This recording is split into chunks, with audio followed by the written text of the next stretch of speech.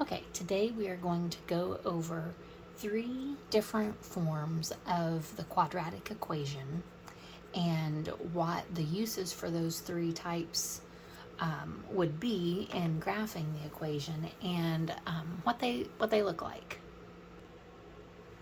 Quadratic equations are equations that the highest power of x is the power 2. So x squared would be the highest variable in your equation. So just a quick review, if you just have x to the power of 1, like y equals 3x plus 4, just imagine that this power of 1 here tells you that this graph is only going to go in one direction. It's going to be a line. If you graph it, it's going, like if this is your graph, you're going to have just a line, one direction for x to the first power. X to the second power, though, is going to go in two directions. It's a quadratic equation. Quadratic equations are parabolas. They're going to be shaped like that, or they're going to be shaped like this. So x to the second power goes in two directions. It's going to be U-shaped or upside down U-shaped. So x to the 1 goes in one direction. It's a line. It's a linear equation. X to the second power, if this is the highest x power in your equation, is going to go in two directions. It'll look like a parabola, and that's called a quadratic equation. And that pattern continues. X cubed would go in three directions. X to the fifth would go in five directions. So if you have an equation that is y equals x cubed plus 3x squared plus 4x minus 7, it's going to have this shape to it. And x to the fifth is going to go five directions. And that pattern does continue. Quadratic equations can be written in three different forms. Standard form is what we have used most. It would be where you have like y equals x squared plus 3x plus 4. It's when we put them in order like this, it's called order of descending variable. So this variable has x to the second power, this variable has x to the first power, and then this one does not have a variable. So the variables, the power of those decrease. So this is in standard form because it's x squareds and then x's and then our numbers. And just know that anytime you have instructions that say write it in order of descending variable, you just want to line them up like that. So standard form is just the normal way you would write an equation. Factored form is when you take something like the standard form and we say what times what gives me this. And that's when you take like x squared and you put your x and your x here because x times x gives you x squared, and so on. So this is the factored form. Anytime you see something, x plus a number times x minus a number, or x plus a number times x plus a number, these two quantities in these parentheses are the factors that you multiply together to get an equation in standard form. Just like you would multiply 3 and 4 together to get 12, 3 and 4 are the factors of 12. 5 and 5 are the factors of 25. It simply means you just multiply those two things together to get your bigger number. So same holds true here. I multiply this and this together, therefore they are the factors. And then the last one, probably the most complicated kind of quadratic equation, is the vertex form. And this will come in very handy when you start to graph parabolas, which we actually will do some of that in a little bit. But when you can rearrange an equation like this or this and get it into this form where you have one quantity that's times itself again, it's still these are factors, but it's a perfect square. I'm saying that x times 2 times x times 2. This thing squared plus some number is going to be my equation, my quadratic equation. the important thing about putting it in this form is that the opposite of this number, so this number is -2, so the opposite of that would be 2. And this number, so comma 6, this makes up your vertex. So when you are getting ready to graph a quadratic equation, anytime it's in vertex form, you automatically know the vertex of that parabola. So that means I'm going to go over 2 spaces and up 6 spaces and plot a point, and that's going to be my vertex. So these are, all 3 of these forms are very useful, and standard form is used most often if you want to find the y-intercept. And this might be a lot to remember, but we'll go through examples of these later. But if you substituted zeros in for your x's, then you would see that 4 is your y-intercept. So that when x is 0, your y value is 4. So 0, 4 on the graph, if this is my graph, over 0, up 4, right here is going to be the y-intercept of my graph. So the standard form is very easy for finding the y-intercept. The factored form is easy for finding, it's most used for finding the x-intercepts. So on a graph, wherever the graph crosses,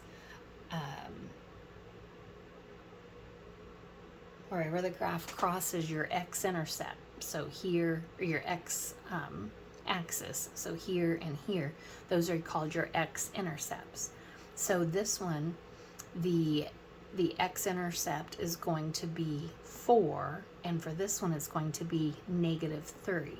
So it's going to be either, you can think of it as the opposite of this number, or you can think what makes this quantity 0. So in this case, if a 4 was here, then this quantity would be 0, because 4 minus 4 would be 0. And here it'd have to be a -3. -3 plus 3 would give me 0. Or you can just think of it as what's the opposite of this. The opposite of -4 is +4. So that means one of my x-intercepts is over 4 spaces. And this one would be -3. So that means I go back here. So that the factored form is very a nice, easy form for finding your x-intercepts. And then vertex form tells you the vertex. We talked about that already, but you use the opposite of this number, so 2, and then this number as is, 6. So 2, 6 would be the vertex of an equation like that. Next, we are going to take some examples of different equations, figure out what form they are in, and then use them to find some of the key points on our graph, and then practice graphing the parabola. First, we're just going to look at this equation, which is written in standard form because it's x squared plus x's, and then our numbers last. So from standard form, we can graph a quadratic equation. When it's quadratic, remember we already know it's going to be a parabola. Also, since this x is positive, there's no negative sign there, we know that it's going to open upward. Think positive is like a positive person might be smiling a lot. So it's like this, a negative in front of this x is going to have this shape. And just remember that by a negative person might be frowning a lot. But we're just going to work through this and practice graphing it. So there are several different techniques that we can use in graphing a parabola. Remember that standard form is used to easily find the y-intercept. So the y-intercept is where my graph is going to cross this y-axis. And so let's say it crossed right here, for example. We know that that point might be over 0, up 5. So it's going to be something like this. And that means when x is 0, y is 5. But let's find the y-intercept for this equation that we have here. So to find the y-intercept, we just need to know what y is when x is 0. That's easy to do. All we have to do is plug in zeros for our x's and see what y is. So y would equal 0 squared plus 4 times 0, So far we've got 0 here, 0 squared is 0, 4 times 0 is 0, minus 21. So y equals 0 plus 0 minus 21. So we know that when x is 0, y is 21. So there's one point that we can go ahead and graph. Now, I didn't draw a graph long enough to graph this point, but I'm just going to say the very lowest point down here, I think that's the lowest point you can see. I'm going to call that the y-intercept. So that's going to be 0, negative 21. I forgot to write my negative here.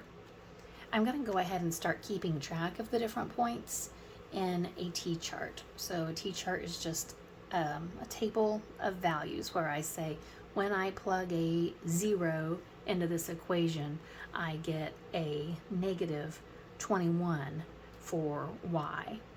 So we could just plug in any number for x and see what we get for y. So for instance, let's plug in a 3 and see what happens. So when x is 3, this is going to be 3 squared, which is going to be 9, plus 4 times 3, so that would be plus 12, minus 21. 9 plus 12 would be 21, so 21 minus 21 would be 0. So when x is 3, y is 0. So I'm just going to go over 3 spaces and up 0 and put a point. Next, I want to go ahead and show you that you can factor this to find both x-intercepts. We just found one of the x-intercepts kind of accidentally by plugging a 3 in. Anytime your y value is 0, that means you go over 3 and up 0.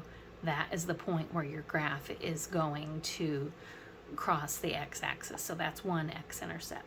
But by factoring this, by putting it in a form like this, we can find both x-intercepts easily. So what times what would give me x squared? That's going to be x times x.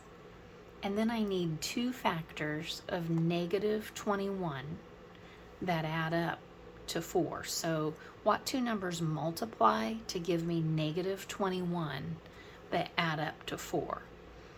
Best way to find that out is just to make a list of numbers. So what can we multiply to get negative 21? Well, 1 and 21, negative 1 and 21, or positive 1 and negative 21, but those aren't going to add up to 4. But 2 other numbers that you can multiply to get negative 21 would be either a negative 3 and a positive 7, or a negative 7 and a positive 3. So if I add these 2 numbers, do I get 4? Well, not this one. I would get negative 4. If I added negative 7 and 3, I'd get negative 4. I'm looking for 2 numbers that I can add and get a 4. So this is going to be it, negative 3 and positive 7. So I'm going to put those numbers in here. So that I can check it by doing distributive property. X times x is x squared. X times 7 is 7x. Negative 3 times x is negative 3x. So 7x minus 3x gives me the 4x. And then negative 3 times 7 gives me negative 21. So this is the factored form of this. So I'm just going to rewrite it here. It's going to be y equals x minus 3 times x plus 7. I didn't leave myself enough room, but then remember I can use these 2 points and know that those are my x-intercepts. So the opposite of this number would be 3, so that's this x-intercept here. Then we have x plus 7. The opposite of plus 7 is negative 7. So that means I can go 1, 2, 3, 4, 5, 6, 7. And I know that my other x-intercept's here. So I know that my parabola is going to do something like this. I know that the x-intercepts are always going to be symmetrical. So whatever number is halfway between a negative 3 and a positive 3 and a negative 7 would be the middle of my parabola. So from -7 to +3, that's 10 spaces. So that means I could just count over 5 spaces, 1, 2, 3, 4, 5, and I know that that is my axis of symmetry. Okay, and then you can plug in this value. So I know that my axis of symmetry is where x equals -2. I can plug a -2 in for x and see what y is. And then I'm going to know my vertex. We haven't found the vertex yet. So far we have both x-intercepts. So we know that when x is -7, y is 0. We know that when x is 3, y is 0. And we also know the y-intercept. When x is 0, y is -21. You need 5 points to graph a parabola. So I'm going to plug in this -2 for x. So I know that my vertex is going to be somewhere on my axis of symmetry. Because remember, a parabola is always symmetrical. The axis of symmetry goes right down through the middle, and the vertex is the very lowest point on a parabola. It's always going to be on your axis of symmetry. So I'm going to plug in a -2 for my x values and see what I get for y. -2 squared is going to be 4. -2 times 4 is going to be -8. And then I have -21. So 4 minus 8 minus 21. 4 minus 8 is going to be -4. And -4 minus 21 is going to be -25. So I know that when x is -2, y is -25, and that's the lowest point on the whole graph, and it's in the middle. That's the vertex. So I'm going to go down here. There was 0, 21, so I'm going to say -2, -25 is going to be right here. And then I know that my parabola is going to be shaped like this. Since a parabola is always symmetrical, if I know this point, then I can also just go straight across and I can know this point. So that point is probably, let's see, that's probably -4. Let me check. Yes, if I plug a -4 in for x, I'm going to have -4 squared. So -4 times -4 is 16. Plus 4 times my x, so 4 times -4, that is -16. And then minus 21. So I'd have 16 minus 16 minus 21. Well, 16 minus 16 is 0, minus 21. So I know that if I plug in a -4 for my x value, my y value is going to be -21. So I can put that point here. So now we have 5 points. We knew our y-intercept, we knew our vertex, we knew our 2 x-intercepts, and then we plugged in a -4 and got another point. So we started with a standard equation, we found 5 points, and we graphed it. And we also practiced taking a standard equation and factoring it. So we also have the factored form of this equation.